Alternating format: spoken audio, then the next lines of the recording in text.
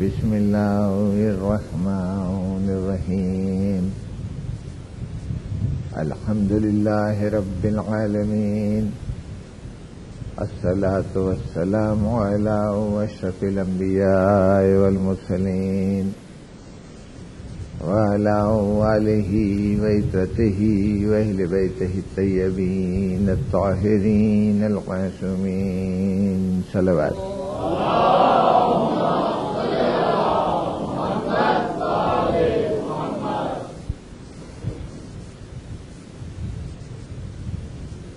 سامعین گرامی،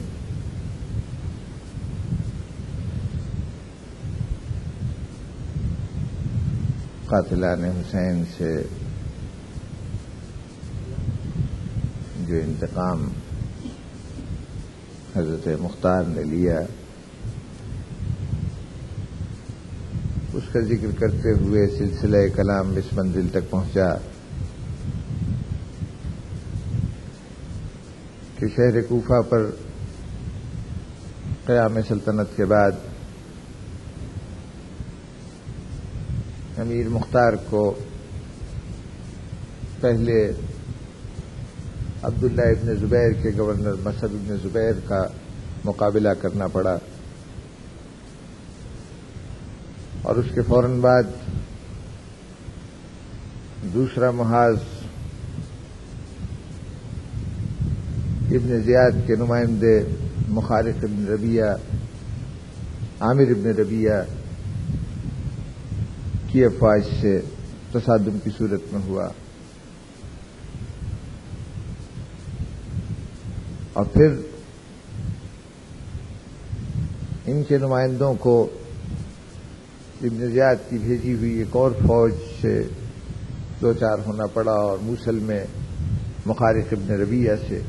جنگ ہوئی. اور اس کے بعد چوتھا بڑا واقعہ کہ جس سے امیر مختار کو جس کا سامنا ہوا،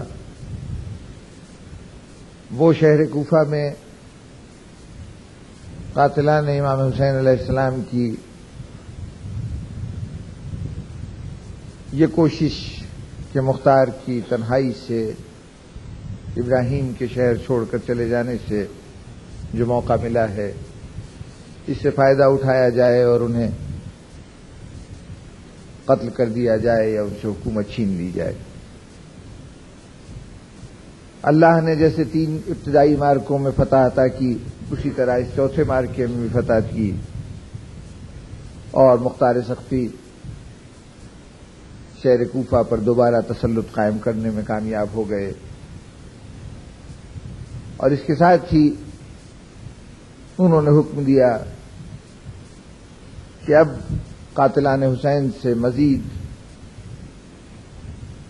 انتقام لینے میں رو رعایت کرنا یا تاخیر کرنا کسی اعتبار سے بھی دانشمندی نہ ہوگی. اب جس مقصد کے لیے سلطنت حاصل ہوئی ہے، اس مقصد کے حصول کی کوشش براہ راست شروع کر دی جائے. چنانچہ اپنے شہر کے کوتوال عبداللہ ابن کامل کو ہدایت کی کہ تم شہر کے تمام راستوں کی ناکہ بندی کر لو، اور قاتلان حسین میں سے اگر کوئی شہر چھوڑ کر جاتا ہے تو اسے گرفتار کر کے میرے سامنے پیش کرو. اور اس کے بعد اپنے حاجب ابو عمرہ، اپنے فوج کے سرداروں میں شیر ابن شیر اور احمد ابن شمیت جیسی ممتاز شخصیتوں کو اس کام پر لگایا کہ تم گھر گھر گلی گلی کوچے کوچے میں جاؤ، جہاں کوئی فرد ایسا ملتا ہے کہ جو واقعہ کربلا میں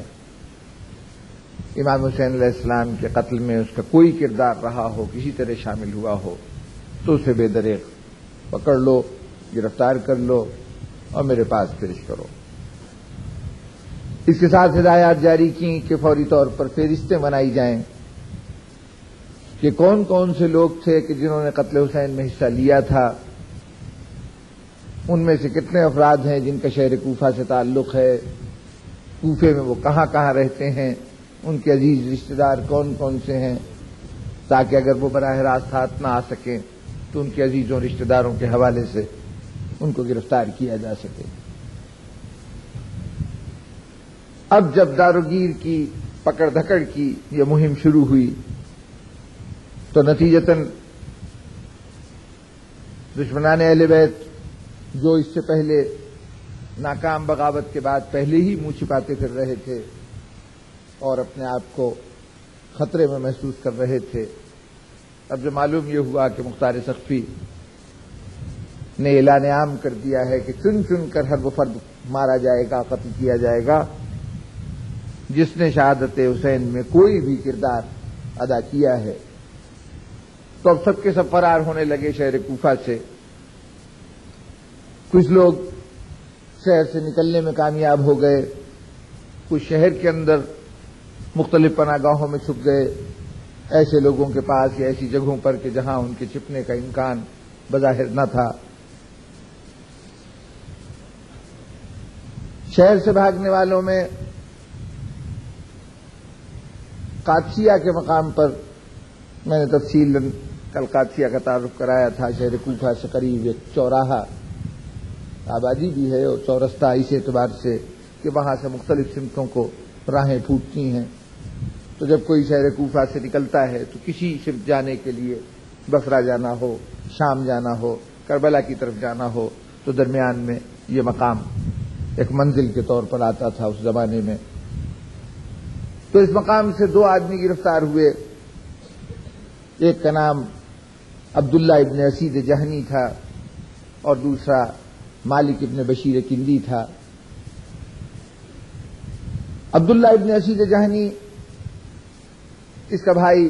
خالد ابن اسید جناب پیغمبر خدا صلی اللہ علیہ وآلہ وسلم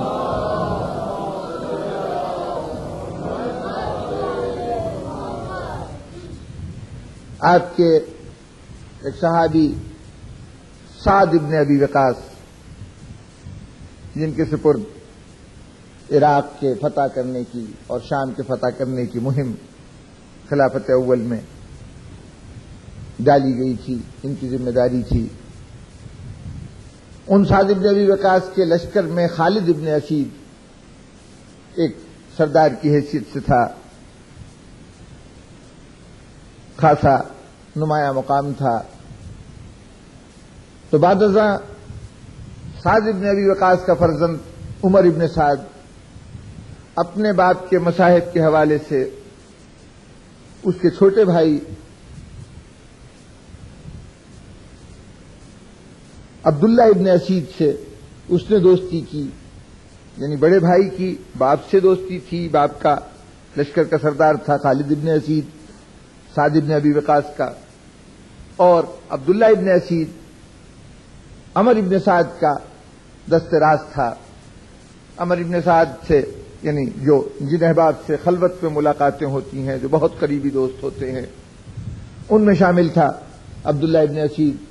اور عمر ابن سعد کو جب رے کی حکومت سپرد کی گئی تھی واقعہ کربلا سے پہلے، میں بعض تاریخ کے حوالے بس اس خیال سے دے دیتا ہوں کہ یہ توقع ہوتی ہے کہ میرے محترم سامعین ان بنیادی پہلوؤں سے آگاہ ہوں گے۔ بہرطور چونکہ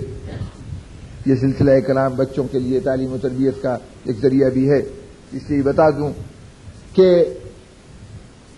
واقعہ کربلا سے پہلے رے کے علاقے میں جو عراق اور ایران کی سرحد پر واقع تھا اور کوفے کی گورنری کے تحت علاقہ آتا تھا، وہاں دیلم کا قبیلہ آباد تھا اور اس قبیلے نے بغاوت کر دی تھی۔ تو عمر ابن سعد کو اس بغاوت کو ختم کرنے کے لیے ابن زیاد نے نامزد کیا تھا اور 4000 کا ایک لشکر دے کر اسے ہدایت کی گئی تھی کہ تو رے چلا جا، وہاں کی بغاوت پر قابو بھی پا اور اس کے بعد وہاں کا گورنر بھی ہو جا۔ اسی اسنا میں یہ خبر آئی کہ امام حسین علیہ السلام جانب کوفہ آ رہے ہیں، اور پھر حر ابن یزید ریاحی سے جب راستے میں ملاقات ہوئی اور حر نے یہ اطلاع دی کہ امام حسین علیہ السلام سے ملاقات ہو گئی ہے، ہمیں مل گئے ہیں، تو ابن زیاد نے فوری طور پر عمر ابن سعد کو بلایا تھا اور یہ کہا تھا کہ رے کی گورنری بعد میں سنبھالنا، اس مہم پہ بعد میں جانا، پہلے تیرے سپرد یہ کام ہے کہ تو کربلا میں جا کے امام حسین علیہ السلام سے مطالبہ بیعت کر، اور اگر انکار بیعت کرتے ہیں تو ان کا سر قلم کر، ان سے جنگ کر۔ عمرو بن سعد نے بڑی ہچکچاہٹ اور بڑے لیت و لال کے بعد ایک رات پورا سوچنے میں گزارا تھا، بیٹوں سے بھی مشورہ کیا۔ کچھ نے کہا کہ تمہیں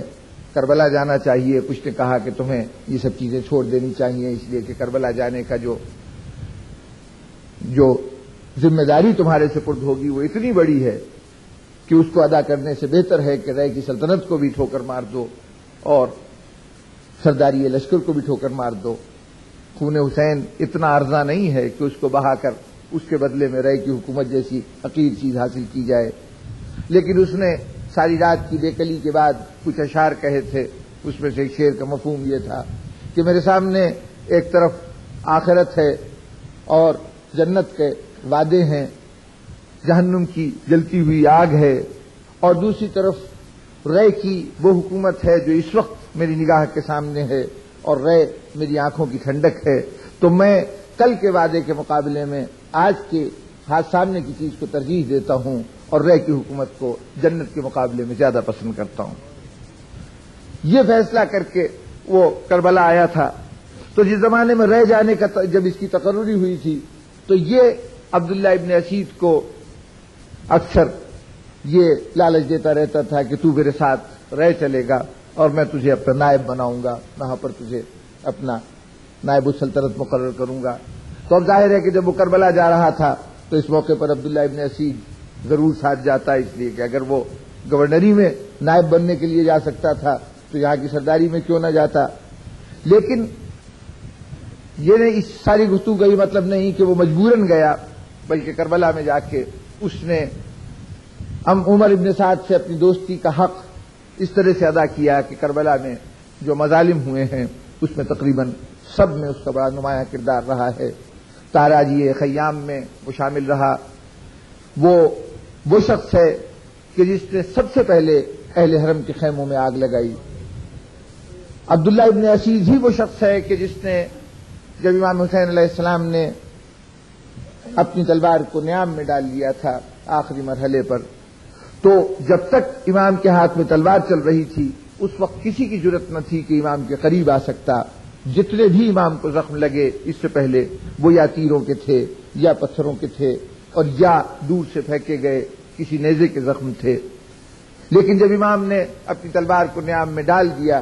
اور گھوڑے پہ قیام فرمایا تو اس وقت کچھ لوگوں نے جرت کی کہ وہ آگے بڑھ کر امام پر تلوار سے وار کریں۔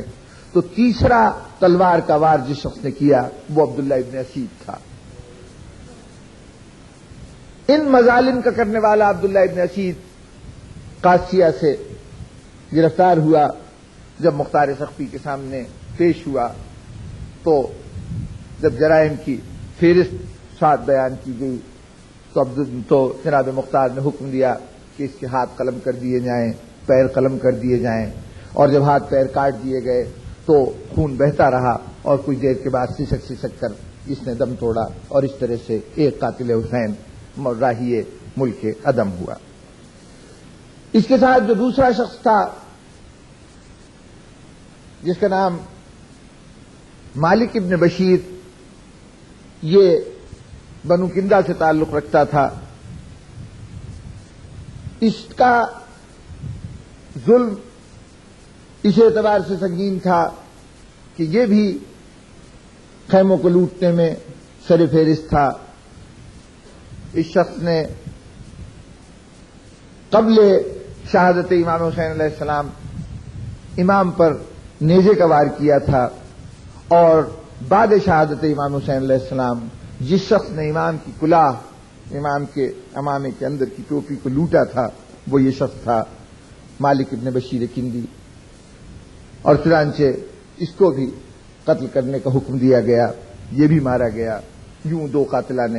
امام حسین علیہ السلام اپنے انجام کو پہنچے۔ قاتلوں کی تلاش میں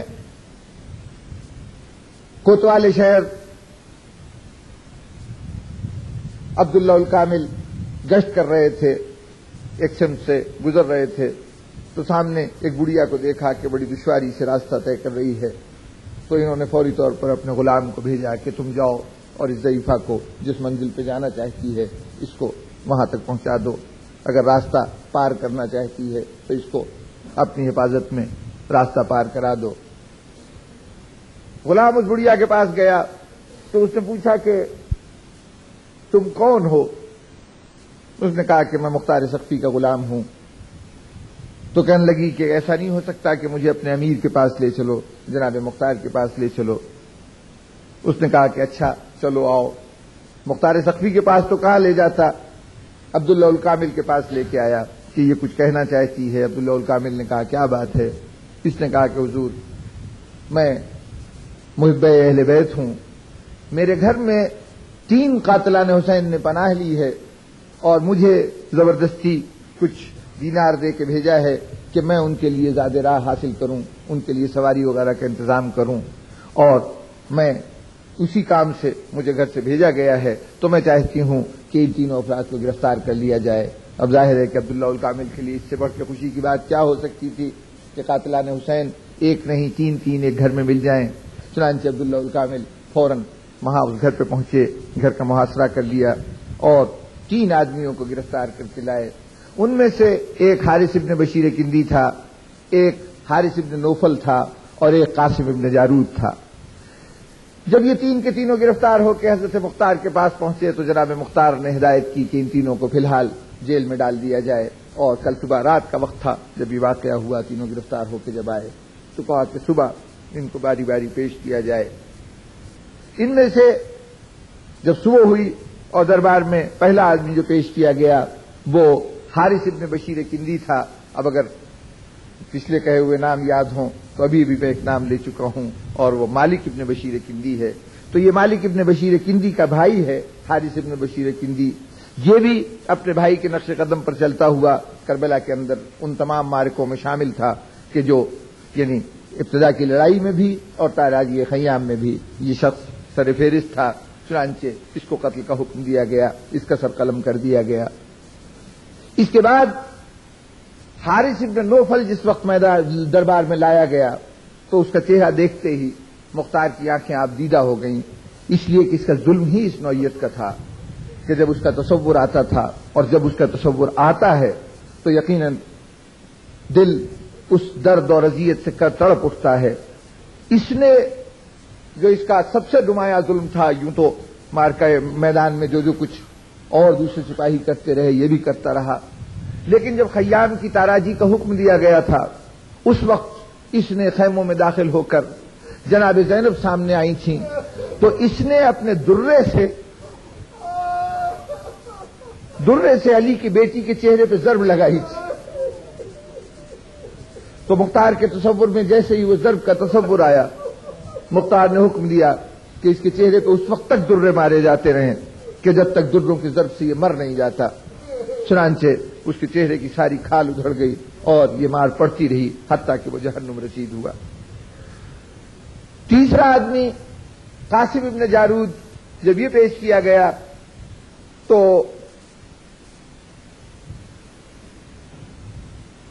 مختار نے پوچھا کہ تیرا کیا جرم ہے، تو کربلا میں کیا کردار عطا کرتا رہا؟ اس نے ہاتھ جوڑ لیے اور اس نے کہا کہ امیر، میں کربلا میں شریک نہیں ہوا تھا، میں ان دونوں کے ساتھ ضرور شامل تھا، یعنی یہاں پر اس گھر میں پناہ کے لیے میں بھی تھا، اس لیے کہ یہ دونوں مصر تھے کہ ہمیں راستہ دکھا اور ہمارے ساتھ چل، تو میں ایک طرح سے ان کی گرفت میں تھا، میرا کربلا کے واقعے سے کوئی تعلق نہیں۔ مختار نے کہا کہ اچھا، اگر 2 محبان علی تیرے اس بات کی گواہی دیں کہ جب کربلا کا معرکہ ہوا تھا تو اس میں شامل نہیں تھا تو اس صورت میں تجھے چھوڑ دیا جائے گا۔ اس نے چند افراد کے نام لیے اور ان افراد نے آ کے گواہی دی کہ جس وقت واقعہ کربلا ہوا یہ شخص شہر کوفہ میں تھا اور اس کا کربلا سے کوئی تعلق نہیں تھا۔ تو مختار سقفی نے کہہ دیا تھا کہ کوئی بڑے سے بڑا جرم بھی ہوگا تو میں معاف کر دوں گا، لیکن اگر قتل حسین میں کوئی شامل ہوگا تو اسے معاف نہیں کروں گا۔ تو چونکہ یہ قتل حسین میں مجرم نہیں تھا اس لیے قاسم ابن جارود کو رہا کر دیا گیا۔ جن لوگوں کو شہر سے باہر گرفتاریوں کے لیے بھیجا گیا تھا ان میں ایک شخصیت شیر ابن شیر تھے کہ جو مختلف علاقوں میں گشت کرتے جا رہے تھے. بصرے کی راہ پر انہوں نے ایک شخص کو دیکھا کہ گھوڑا دوڑائے ہوئے چلا جا رہا ہے. انہوں نے للکارا، اس کو روکا، لیکن اس نے رکنے کے بجائے اپنے گھوڑے کو اور تیز کر دیا. تو حضرت شیر ابن شیر نے گھوڑا ڈالا پیچھے اور اس کے پیچھے جا کے انجام کار اس کو گرفتار کر لیا. اس کا نام عمارہ تھا. اس کو رسیوں سے باندھ کر حضرت شیر ابن شیر مالک کے کوفہ جناب امیر مختار کے پاس لے کے آئے. یہ عمارہ قاتل تھا حضرت عبد الرحمن ابن عقیل کا، حضرت مسلم ابن عقیل کے بھائی عبد الرحمن ابن عقیل. اور جیسے حضرت مسلم ابن عقیل جناب امیر المومنین کے داماد تھے، حضرت رقیہ آپ کی صاحبزادی بیاہی تھیں جناب مسلم ابن عقیل کو، اسی طرح جناب امیر کی ایک اور صاحبزادی حضرت خدیجہ وہ بیاہی تھیں حضرت عبد الرحمن ابن عقیل کو، اور جن حضرات کو شرف زیارت نجف و کوفہ حاصل ہوئی ہے انہوں نے شاید دیکھا ہو کہ مسجد کوفہ سے باہر ایک چھوٹا سا مزار ہے، اور وہ مزار خدیجہ بنت علی کا ہے، یعنی انہی عبد الرحمن ابن عقیل کی اہلیہ کا مزار ہے جو وہاں پر بنا ہوا ہے. تو یہ ہمارا حضرت عبد الرحمن ابن عقیل کا قاتل تھا، اور عبد الرحمن ابن عقیل کو گھوڑے سے گرانے کے بعد اس شخص نے حضرت عبد الرحمن ابن عقیل کے گھوڑے پہ قبضہ کر لیا تھا. اسی گھوڑے کے اوپر سوار ہو کر اس نے امیر مختار کے خلاف جو چند دن پہلے رات کو جو خروج ہوا تھا اس خروج میں یہ شامل تھا، اور اب اسی گھوڑے پہ بیٹھ کر شہر کوفہ سے فرار ہو رہا تھا. تو جب یہ دربار میں لایا گیا، ابھی جب اس کو دربار میں پیش کیا گیا تو اس سے پہلے خبر ہو گئی تھی کہ شیر ابن شیر نے بصرہ کے راستے سے قاتل امام حسین کو گرفتار کیا ہے. کربلا کے جو لوگ ہیں ان میں سے ایک آدمی کو گرفتار کیا ہے جس کا نام عمارہ ہے، اور جو قاتل عبد الرحمن ابن عقیل ہے. تو اس اطلاع کے نتیجے میں مختار ابھی دربار لگائے بیٹھے تھے، عمارہ کو لا کے پیش کیا گیا. ادھر عمارہ پیش ہوا، ادھر ایک کم سن بچہ، یعنی عمر یہی 10-11 سال ہوگی، وہ داخل ہوئے دربار کے اندر. چہرے سے ہاشمی خاندان کی جلالت کا اظہار ہو رہا تھا. مختار نے معلوم کیا کہ کون ہے. معلوم ہوا کہ عبد الرحمن ابن عقیل کے یتیم حضرت قاسم ابن عبد الرحمن ابن عقیل. حضرت مختار نے جناب قاسم ابن عبد الرحمن ابن عقیل کو جگہ دی، اپنے ساتھ مسند کے اوپر بٹھایا. کہا صاحبزادے آپ شہر کوفہ میں کیسے؟ یہ بتانے لگے کہ باپ کے انتقال کے بعد، واقعہ کربلا کے بعد، ہم انتہائی تنگ دستی اور اسرت کے دن گزار رہے تھے، اور حتیٰ کہ میں اپنی والدہ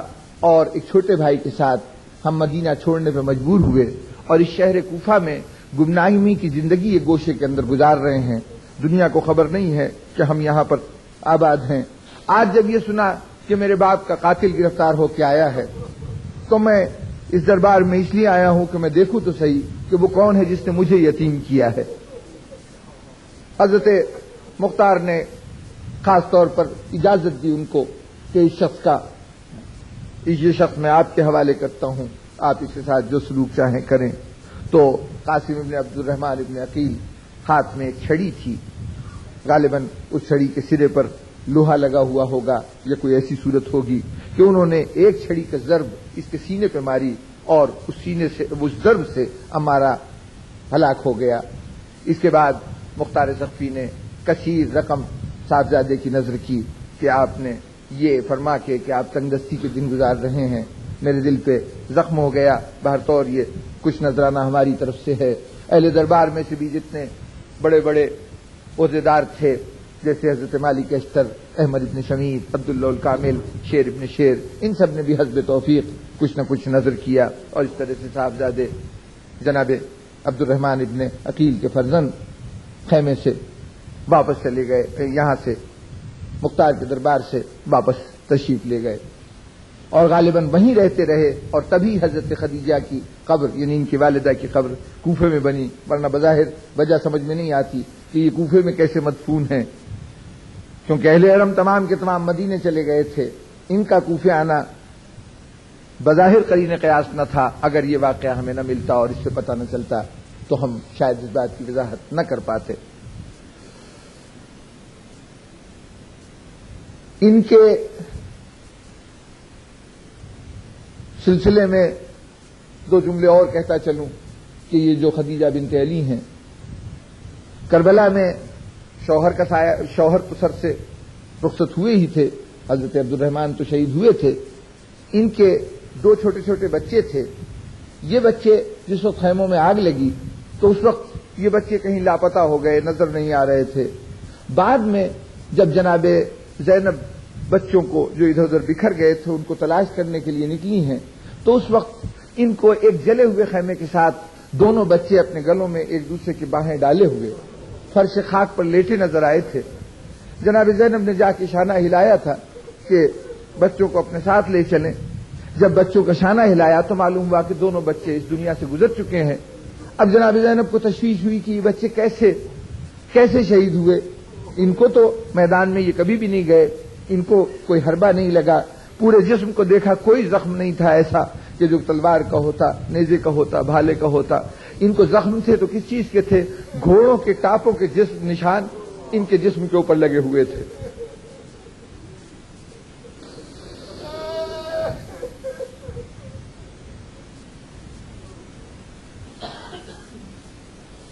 کچھ دن گزرے تو ایک دن، کئی دن ایسے گزر گئے، 2-3 دن، کہ کوئی قاتلوں میں سے، کوئی دشمنان اہل بیت میں سے ایسا شخص نہیں تھا کہ جو گرفتار ہو کے آیا ہو۔ تو مختار نے اپنے آدمیوں کا ایک طرح سے اجلاس بلایا اور ان سے کہا کہ کیا بات ہے، تم لوگ کچھ سستی برت رہے ہو کہ تم قاتلان حسین کو گرفتار نہیں کر رہے؟ ابھی جتنے آدمی مارے گئے ہیں ان کی تعداد بہت قلیل ہے اور تم نے ہاتھ روک رکھے ہیں۔ تو اس موقع پر عبداللہ الکامل نے کھڑے ہو کے کہا کہ حضور، ہم تو حکم کی تعمیل کے لیے حاضر ہیں، لیکن کیا کریں کہ کچھ لوگ ایسے ہیں کہ جن کی سرپرستی بعض ایسے ذمہ دار لوگ کر رہے ہیں کہ ان کی سرپرستی کی وجہ سے ہم ان پہ ہاتھ نہیں ڈال پا رہے۔ مختار نے کہا کہ اس سلسلے میں واضح اعلان کر چکا ہوں کہ کسی کی سرپرستی، کسی کی سفارش، کسی کا لحاظ اس سلسلے میں نہیں دیکھا جائے گا۔ کوئی بڑے سے بڑا آدمی ہو یا چھوٹے سے چھوٹا آدمی ہو، تمہیں ہر اس شخص کو گرفتار کرنا ہے اور پکڑ کے لانا ہے کہ جو کسی طریقے سے بھی قتل حسین میں شریک رہا ہے، تو اسے میرے پاس لایا جائے اور میں اس کو سزا دوں گا۔ لیکن اس وقت جس کا تم حوالہ دے رہے ہو وہ کون آدمی ہے؟ تو عبداللہ الکامل نے کہا کہ خاص طور پر جس آدمی کا ذکر اس وقت مقصود ہے وہ شخص حکیم ابن طفیل سنبسی ہے۔ قبیلہ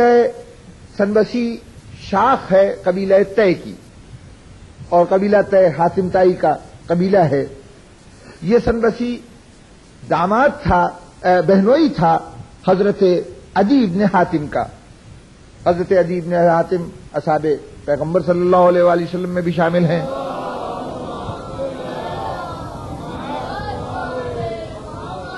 اور اصحاب امیر المومنین میں سے بھی ہیں، بڑے جری آدمی، بڑے نامور آدمی، اور محبت اہل بیت میں بھی کوئی کمی نہ تھی۔ شہر کوفہ کے اندر ایک بہت ممتاز حیثیت، ایک بڑی ذمہ دارانہ حیثیت رکھتے تھے۔ لیکن اب چونکہ بہنوئی تھا حکیم ابن طفیل، اس لیے اس نازک رشتے کی وجہ سے اب اس کو آپ چاہے ان کے ایمان کا ایک کھوٹ کہہ لیجئے، ایک گوشہ تھا بہر طور کہ جس کے تحت وہ یہ چاہ رہے تھے کہ کسی صورت سے حکیم ابن طفیل کی جان بچ جائے۔ ان کے زیر سایہ ہونے کی وجہ سے، ان کے اثر ہونے کی وجہ سے کسی کی ضرورت نہیں ہو رہی تھی کہ حکیم ابن طفیل پہ ہاتھ ڈال سکے۔ لیکن جب امیر مختار کی طرف سے اجازت عام ہو گئی تو عبداللہ الکامل فوراً پہنچے اس مکان پر کہ جہاں حکیم ابن طفیل تھا، اور جا کے حکیم ابن طفیل کو گھر سے گرفتار کر لیا۔ گرفتار کر کے لے کے چلنے لگے تو عدی ابن حاتم آئے اور انہوں نے عبداللہ الکامل سے کہا کہ تم بہتر ہے کہ اس کو چھوڑ دو، تمہیں معلوم ہے کہ یہ میرا بہنوئی ہے اور میں اس کی جاں بخشی کے لیے کوشش کرتا ہوں، امیر مختار سے جا کے کہتا ہوں۔ انہوں نے کہا کہ ہمیں تو چونکہ حکم ہے اور دوسرے ہم کسی قسم کا لحاظ کرنے پر ویسے بھی آمادہ نہیں ہیں، تو اگر آپ کو کچھ اس کے لیے جاں بخشی چاہیے تو امیر مختار سے جا کے بات کیجئے، ہم تو اس کو لے کے گرفتار کر کے وہاں پہ دربار میں پیش کریں گے۔ عدی ابن حاتم فوراً پہنچے مختار کے پاس اور جا کے مختار سے کہنے لگے کہ تمہیں معلوم ہے کہ رشتے کی نوعیت ایسی ہے تو میں یہ چاہتا ہوں کہ اسے رہا کر دیا جائے۔ مختار نے کہا کہ میں رہا نہیں کر سکتا، آپ کو معلوم ہے کہ میں کسی کے لیے سفارش قبول کرنے کو تیار نہیں ہوں اگر وہ قاتل امام حسین ہے۔ تو انہوں نے کہا کہ کم از کم ایک سفارش تو مان لو کہ حکیم ابن طفیل کو رہا کر دو، یعنی اس کو گرفتاری سے نجات دلا دو، اس کو قتل نہ کرو۔ مختار نے کہا کہ اچھا، اس بات کا امکان ہے کہ میں اس کو اس ایک مرتبہ یہ مہلت دے دوں کہ وہ فوری طور پر شہر کوفہ چھوڑ کے چلا جائے، لیکن اس کے بعد جب بھی میری گرفت میں آئے گا تو میں اس کو پھر اس وقت معاف نہیں کروں گا۔ یہ گفتگو ہو رہی تھی کہ اتنے میں عبداللہ الکامل دربار میں داخل ہوئے۔ مختار نے کہا کہ تمہارے ساتھ حکیم ابن طفیل نہیں ہے، وہ کہاں گیا؟ انہوں نے کہا کہ راستے میں وہ قتل کر دیا گیا۔ مختار نے پوچھا کہ کیسے قتل کر دیا گیا؟ انہوں نے کہا کہ لوگوں نے قتل کر دیا، اس لیے کہ اس کے جرم سے اہل کوفہ آگاہ تھے اور انہوں نے مناسب نہیں سمجھا کہ اس کو قتل کرنے کے لیے انتظار کیا جائے، یہ اتنا بڑا مجرم ہے کہ اس کو فوری طور پر گردن مار دی جائے۔ غالباً صورتحال یہ ہوئی تھی کہ عبداللہ الکامل نے جب محسوس کیا کہ عدی ابن حاتم مختار کے پاس جا رہے ہیں تو چونکہ بااثر آدمی ہیں اور مختار ان کا لحاظ بھی بہت زیادہ کرتے ہیں، تو کہیں ایسا نہ ہو کہ ان کے لحاظ میں آ کے اور طفیل ابن حکیم ابن طفیل کی رہائی ہو جائے اور اس طرح سے یہ شقی اس سزا سے بچ جائے کہ جو اس کا مقدر ہونا چاہیے، تو دربار میں پیش کرنے سے پہلے سر قلم کر دیا۔ حضرت مختار نے جب یہ سنا کہ سر قلم ہو چکا تو اس کے اوپر عدی سے مخاطب ہو کے کہنے لگے کہ اب آپ کو افسوس نہیں کرنا چاہیے، اس لیے کہ چونکہ قاتل امام حسین تھا اس کو سزا ملنی چاہیے تھی۔ یہ نام آپ لوگوں کے لیے شاید اجنبی ہو، اس لیے کہ اتنی تفصیل سے باتیں بیان نہیں ہوتی۔ اس کا قتل کیوں ضروری تھا اور عبداللہ الکامل نے اتنی عزت سے کیوں کام لیا، یہ اس وقت آپ کو اندازہ ہوگا کہ جب آپ یہ سنیں گے کہ اس کا جرم کیا تھا۔ اس کا پہلا اور سنگین جرم وہ تھا کہ جب حسین کی فوج کا علمدار اپنے بازو کٹانے کے بعد اس کوشش میں تھا کہ کسی صورت سے مشکیزہ لے کے ہاتھ رہیں نہ رہیں، بازو ساتھ جائیں نہ جائیں، لیکن کم از کم سکینہ تک پانی پہنچ جائے، تو مشکیزہ لیے ہوئے خیمے کی طرف چلا تھا تو اس وقت ایک تیر خیمے میں آ کے ایسا پیوست ہوا تھا کہ جس کے ساتھ حضرت عباس کا مشکیزے سے پانی بہا، جسم سے لہو بہا اور ساتھ ساتھ عباس کا دل بھی ٹوٹ گیا کہ اب خیمے میں جانے کی خواہش باقی نہیں رہی۔ غالباً اس وقت، اب یہ ایک تفصیلی بحث ہے، جن مقامات پر حضرت عباس کے بازو ملے ہیں ان مقامات کو دیکھ کر اور جس مقام پر حضرت عباس کی قبر ہے یہ دیکھ کے اندازہ ہوتا ہے کہ اصولاً تو یہ ہونا چاہیے تھا کہ جب امام خیمے سے نکلے تھے حضرت عباس کے پاس جانے کے لیے تو پہلے حضرت عباس کا جسم مبارک ملتا، پھر اگر آگے بڑھتے تو ایک بازو ملتا، پھر اور آگے بڑھتے تو دوسرا بازو ملتا، لیکن صورت احوال یہ ہوئی کہ پہلے امام جب خیمے سے نکلے ہیں تو ایک بازو ملا، پھر دوسرا بازو ملا، پھر عباس کا جسم ملا۔ اس کا مطلب اس کے سوائے کچھ اور نہیں کہ جب بازو کٹ گئے اس وقت حضرت عباس خیمے کے قریب پہنچ چکے تھے، لیکن جب مشکیزہ چھدا تو اب اس کے بعد حضرت عباس خالی مشکیزہ لے کے خیمے میں جائیں تو کیوں جائیں؟ اس وقت یہ نیت کر کے کہ میں ایک مرتبہ کوشش کروں، شاید کسی صورت سے دریا تک پہنچ جاؤں، شاید کوئی سبیل پانی لانے کی ہو جائے، چنانچہ حضرت عباس نے پھر گھوڑا موڑا اور جہاں ایک بازو کٹا تھا وہاں سے گزرے، جہاں دوسرا بازو کٹا تھا وہاں سے گزرے، کچھ اور آگے بڑھے۔ تو اس وقت اب تصور کر سکتے ہیں کہ دل ٹوٹا ہوا، بازو کٹے ہوئے، اس عالم میں عباس پر حملہ کرنا کسی کے لیے بھی کوئی جرأت کا کارنامہ نہیں، کوئی بہادری کی بات نہیں۔ اس وقت حکیم ابن طفیل نے اپنا گرز گنابار حضرت عباس کے سر مبارک پہ مارا تھا اور اسی گرز کی ضربت سے حضرت عباس گھوڑے سے نیچے گرے تھے، اور اسی گرز کے مارنے کے نتیجے میں حضرت عباس کے سر مبارک سے لہو بہ رہا تھا کہ وہ لہو آپ کی آنکھوں پہ جمع ہو گیا تھا، اور جب حسین اپنی کمر کو پکڑ کر عباس کے سرہانے پہنچے تھے اور عباس سے یہ پوچھا تھا کہ بھائی کوئی تمنا، کوئی خواہش ہے، تو عباس نے کہا تھا کہ مولا ہو سکے تو میری آنکھوں سے لہو صاف کر دیں۔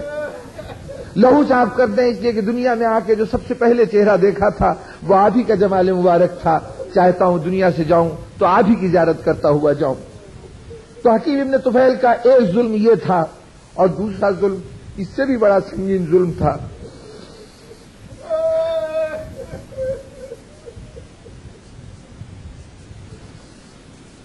اور وہ دوسرا ظلم یہ تھا کہ حکیم ابن طفیل نے بعد شہادت شام غریبہ کے مرحلے میں فضہ نے ایک مرتبہ آ کے زینب سے کہا تھا کہ شہزادی آپ یہاں ٹیلے کے سائے میں بیٹھی ہیں اور وہاں قیامت برپا ہے، کیا ہوا فضہ؟ کہا ذرا چلیے، آپ کے بھائی کے لاشے کو پامال کیا جا رہا ہے۔ تو زینب نے آ کے دیکھا تھا کہ جو سواروں کا دستہ حسین کی لاش کو پامال کرنے کے لیے بڑھا تھا اس کی قیادت حکیم ابن طفیل کر رہا تھا۔ گھوڑے ادھر سے ادھر دوڑ رہے تھے اور زینب میدان میں حسین کی لاش کی گرد چکر لگا رہی تھی اور یہ صدائیں دے رہی تھی، مولا علی مدد کے لیے آئیے، میرے حسین کا اس وقت کوئی محافظ نہیں ہے۔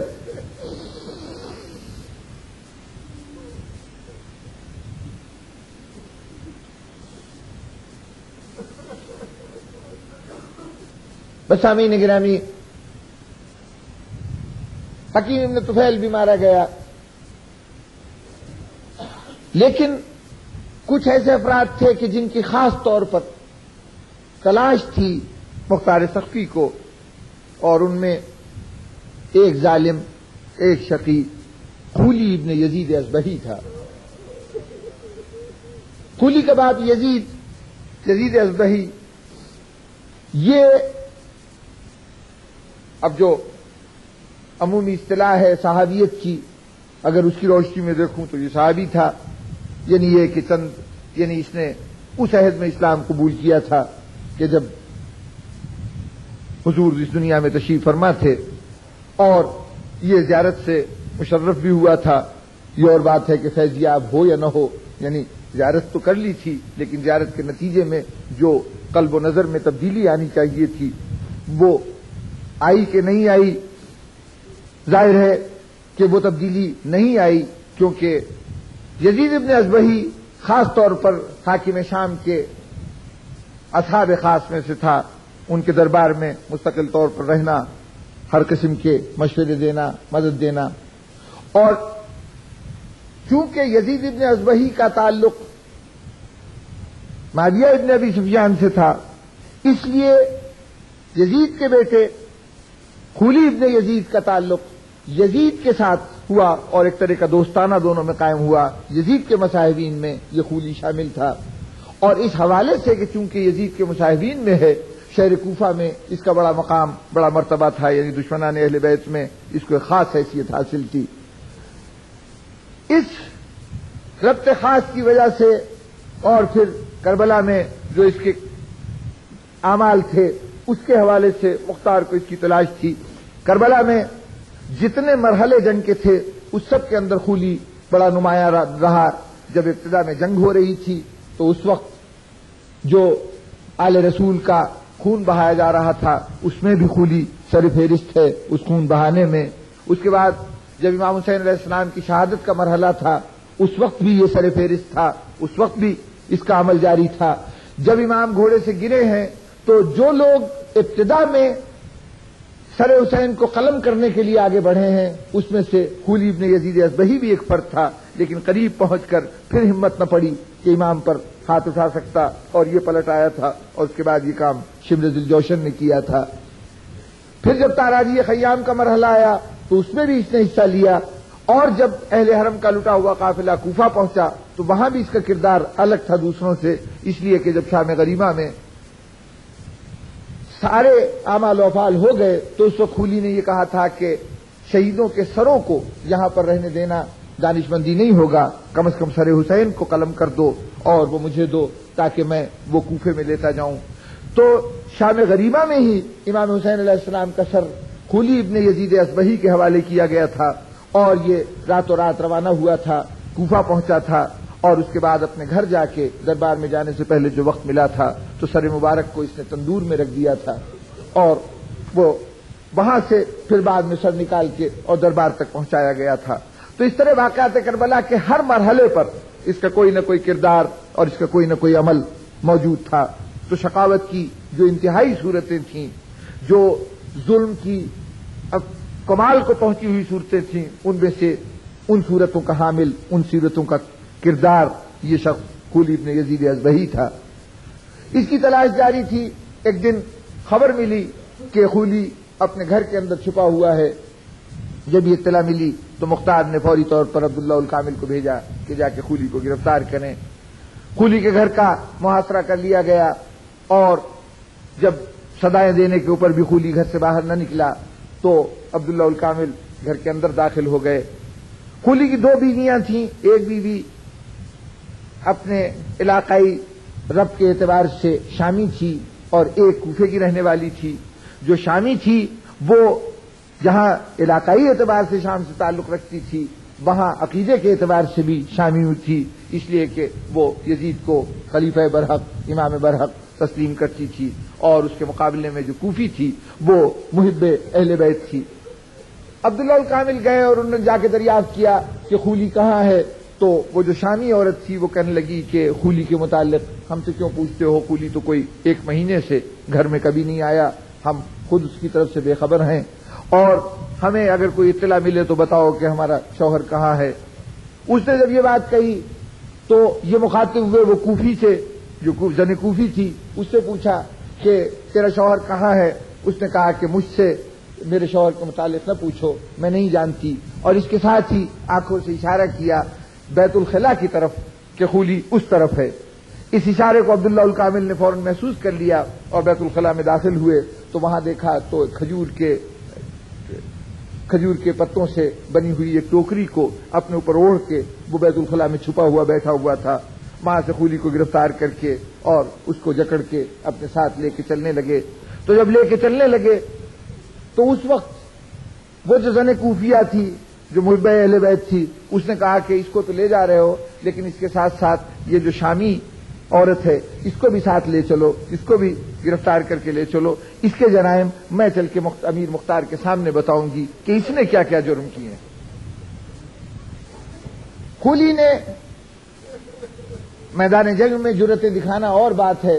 ایسی صورت میں کہ جب کوئی شخص کثرت کی صورت رکھتا ہو اور وہاں نہتے لوگوں، بے سہارا لوگوں کے اوپر ظلم کا مظاہرہ کرنا ہو تو ظالم وہاں بڑی جرأت اپنے آپ کو دکھاتا ہے. لیکن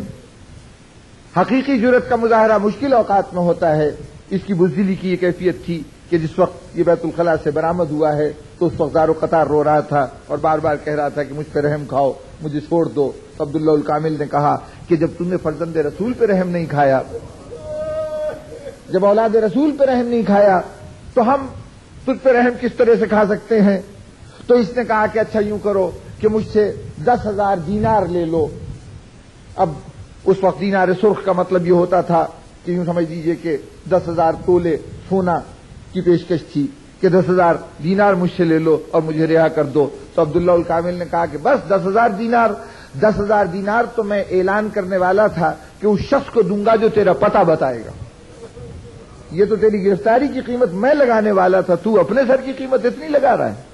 رہائی نہیں ہو سکتی. اس کو بھی پکڑا اور وہ زن شامیہ کو بھی پکڑا اور اس کے ساتھ ساتھ وہ جو زن کوفیہ تھی وہ بھی ساتھ ساتھ چلی اور دربار تک پہنچے. مختار نے کہا کہ اچھا خولی کو تو فی الحال قید خانے میں بھیجو، ذرا ان عورتوں کا معاملہ پہلے طے کر دیا جائے.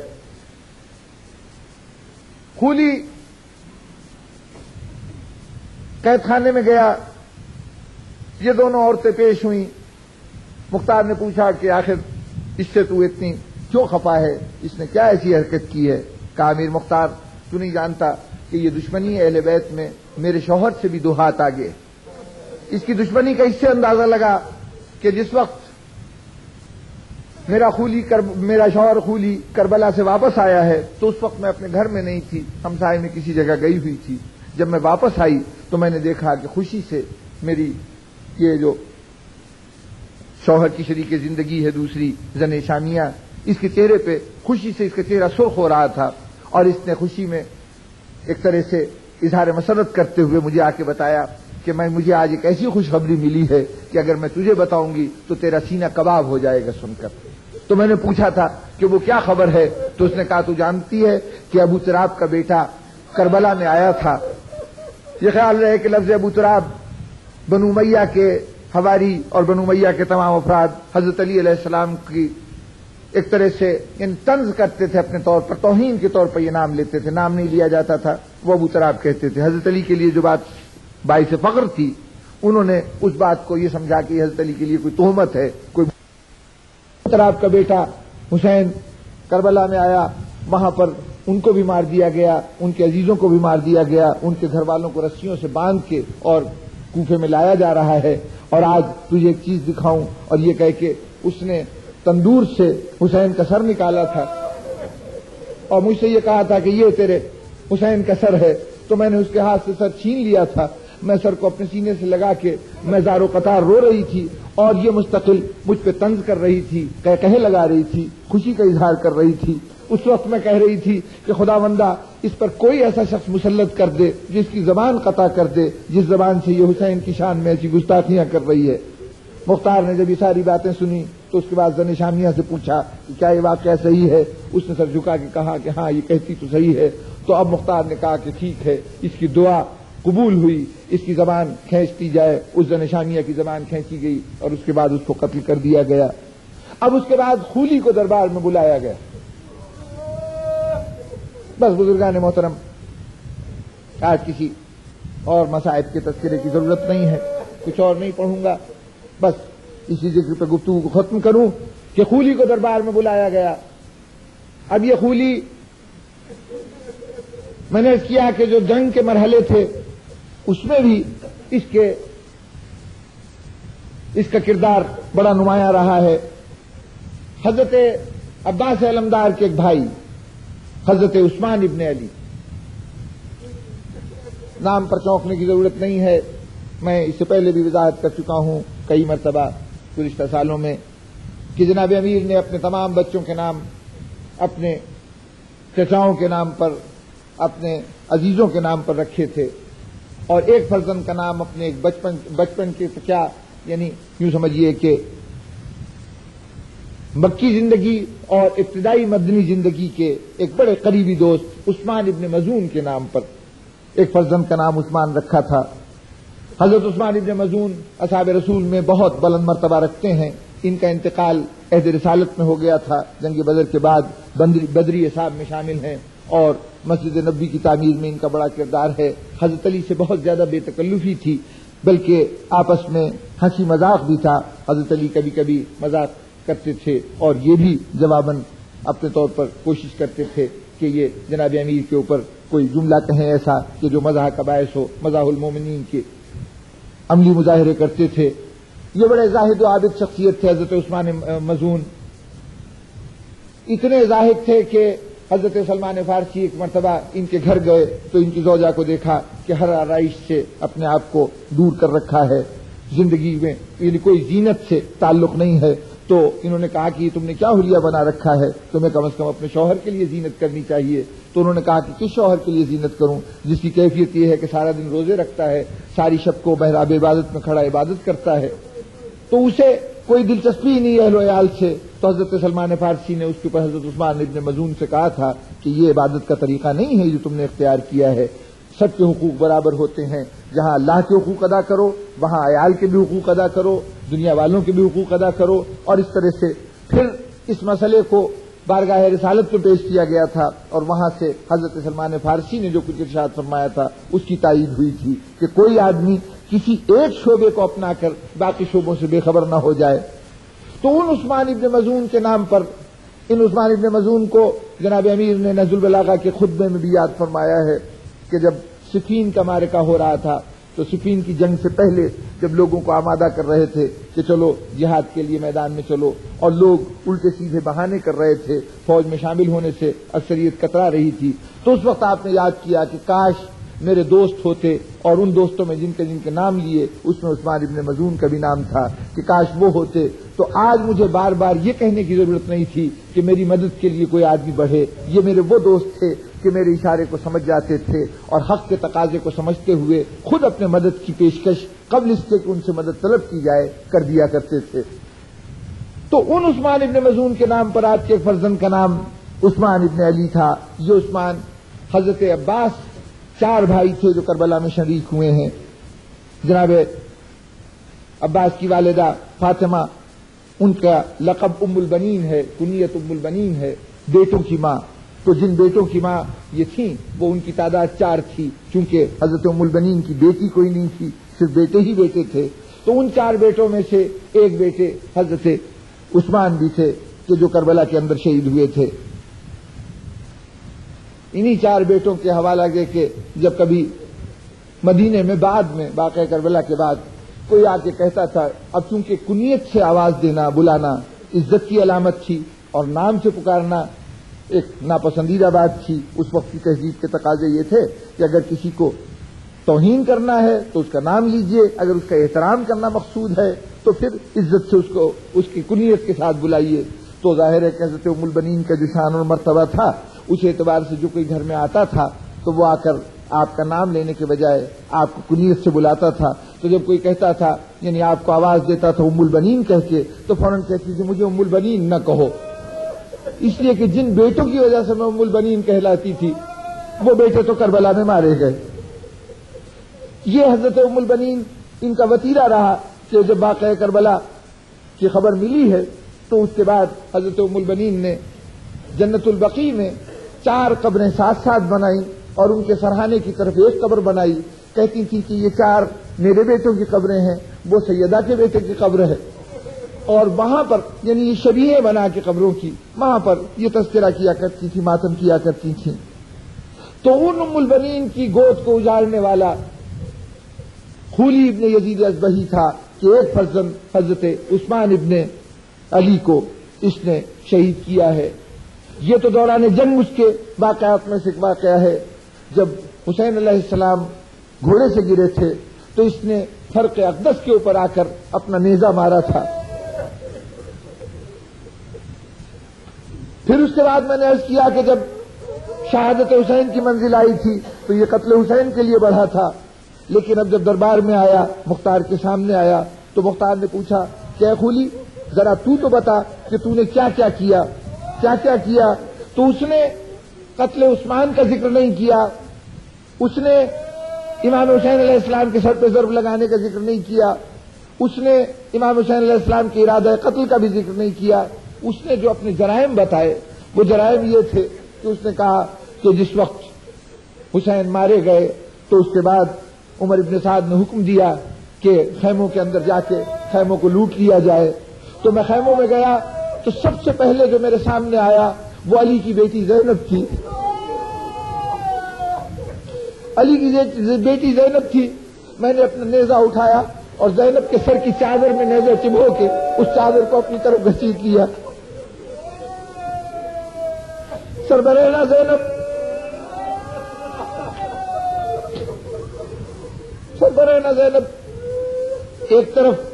اپنے چہرے پہ ہاتھ رکھ رہی تھی، دوسری طرف چھنتی ہوئی چادر کی طرف ہاتھ بڑھا رہی تھی. اس کے بعد میں آگے بڑھا تو میں نے ایک جگہ دیکھا کہ ایک فرش پر ایک بستر پر ایک بیمار لیٹا ہوا ہے. بیمار حالت علالت میں غشی کی انتہائی کیفیت میں ہے. مجھے وہ بستر جس پہ بیمار لیٹا تھا اس کی قیمت تو زیادہ نہیں تھی، لیکن میرا دل چاہا کہ اس بیمار کو مزید اذیت پہنچاؤں. میں نے وہ بستر نیچے سے گھسیٹ لیا، وہ بستر گھسیٹ لیا. اور اس کے بعد خولی نے اپنا آخری ظلم بتایا، اور وہ ظلم یہ تھا کہ اس کے بعد میں نے یہ دیکھا کہ میرے سامنے حسین کی بیٹی فاطمہ بنت الحسین کھڑی ہوئی ہے. میں نے دیکھا کہ اس کے کانوں میں 2 گوشوارے لٹک رہے، 2 گوشوارے لٹک رہے. میں نے گوشواروں کی طرف ہاتھ بڑھایا، فاطمہ پیچھے ہٹی. مجھے اندیشہ ہوا کہ کہیں کوئی دیر ہو گئی تو کوئی اور نہ گوشوارے اتار لے، چنانچہ میں جلدی سے آگے لپکا. میں نے دونوں ہاتھوں سے گوشوارے پکڑ کے گھسیٹ لیے. میں نے گوشوارے کھینچے اور بیوی کے کان سے لہو کی دھار نکلی. بس بزرگان محترم مختار نے بس میں نے ختم کی گفتگو. مختار نے پوچھا کہ تو نے جب بیوی کے کان سے گوشوارے کھینچے تھے تو انہوں نے کچھ زبان سے بھی کہا تھا؟ کہا تھا. ہاں کہا تھا. کیا کہا تھا؟ کہ خدا تیرے ہاتھ قطع کرے. خدا تیرے ہاتھ قطع کرے، تجھے دنیا میں جہنم کی آگ کا مزہ سکھائے۔ اب مختار اپنے مسجد سے اٹھے، خود اپنے ہاتھ اپنے کمر سے خنجر کھولا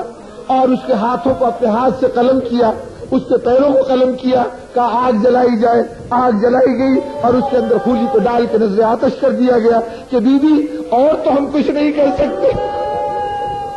بیوی جو ظلم ہو چکے ہیں ان کا مداوع تو نہیں کر سکتے، لیکن ظالم کو احساس دلا دے کہ اگر وہاں سیدہ کی بیٹیاں تنہا تھی تو وہاں تو تھی، لیکن آج تو ان کا حامی ناصر مختار موجود ہے۔